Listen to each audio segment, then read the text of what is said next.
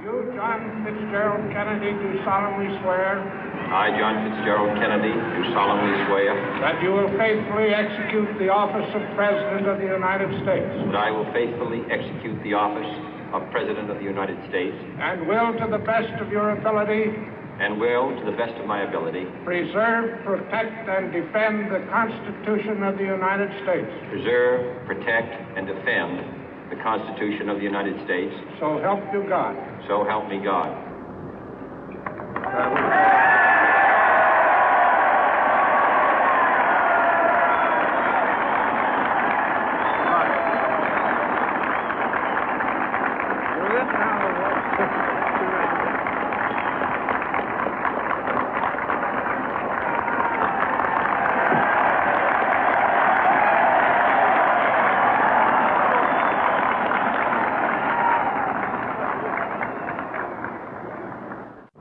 Vice President Johnson, Mr. Speaker, Mr. Chief Justice, President Eisenhower, Vice President Nixon, President Truman, Reverend clergy, fellow citizens.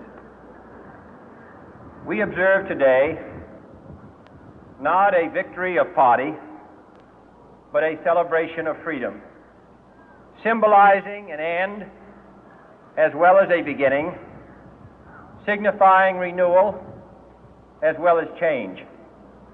For I have sworn before you and Almighty God the same solemn oath our forebears prescribed nearly a century and 3/4 ago.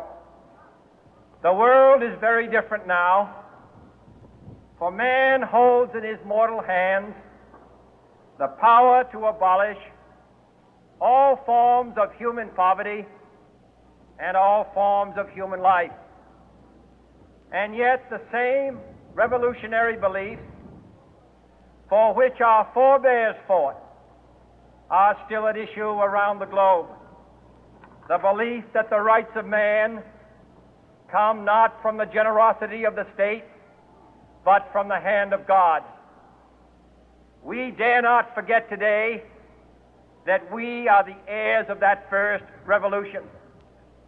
Let the word go forth from this time and place to friend and foe alike that the torch has been passed to a new generation of Americans born in this century, tempered by war, disciplined by a hard and bitter peace, proud of our ancient heritage, and unwilling to witness or permit the slow undoing of those human rights to which this nation has always been committed and to which we are committed today at home and around the world.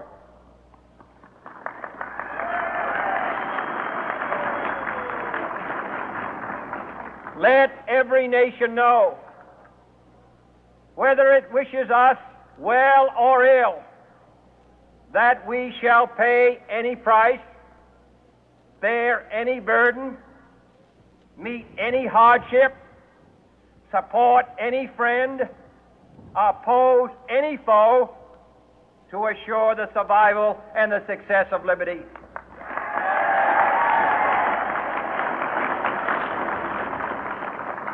This much we pledge and more. To those old allies whose cultural and spiritual origins we share, we pledge the loyalty of faithful friends. United, there is little we cannot do in a host of cooperative ventures. Divided, there is little we can do, for we dare not meet a powerful challenge at odds and split asunder.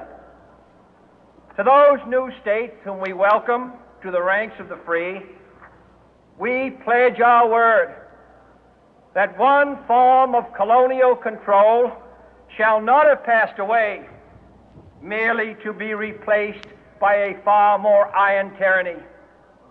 We shall not always expect to find them supporting our view, but we shall always hope to find them strongly supporting their own freedom, and to remember that in the past, those who foolishly sought power by riding the back of the tiger ended up inside.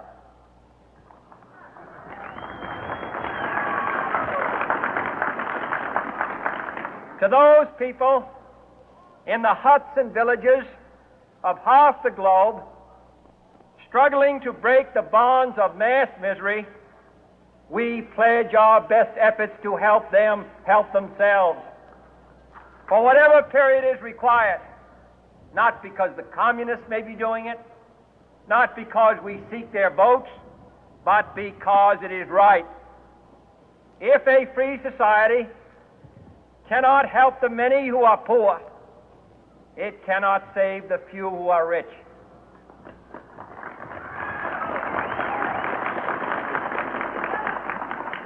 To our sister republics south of our border, we offer a special pledge to convert our good words into good deeds, in a new alliance for progress, to assist free men and free governments in casting off the chains of poverty.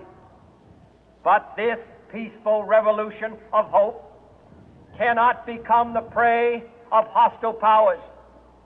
Let all our neighbors know that we shall join with them to oppose aggression or subversion anywhere in the Americas. And let every other power know that this hemisphere intends to remain the master of its own house.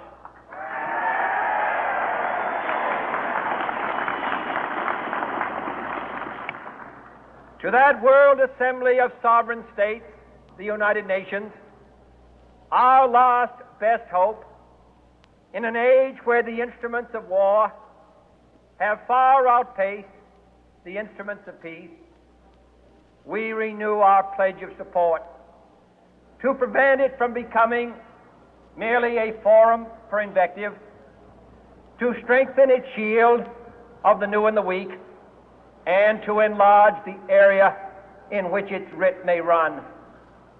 Finally, to those nations who would make themselves our adversary, we offer not a pledge, but a request that both sides begin anew the quest for peace.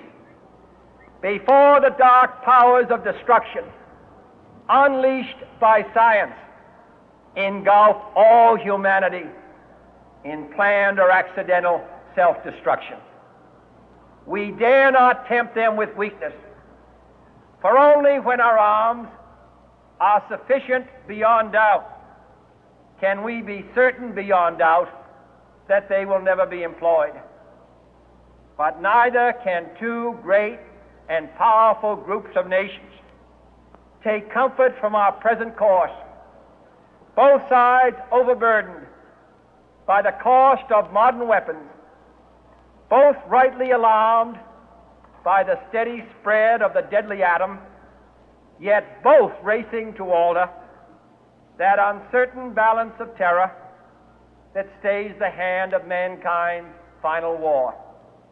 So let us begin anew, remembering on both sides that civility is not a sign of weakness, and sincerity is always subject to proof. Let us never negotiate out of fear, but let us never fear to negotiate.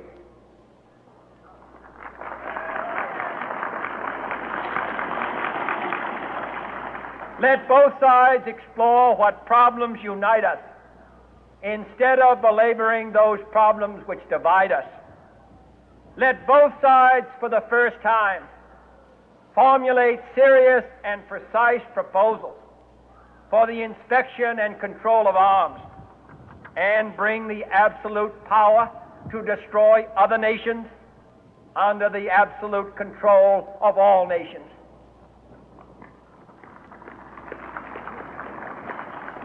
Let both sides seek to invoke the wonders of science instead of its terrors.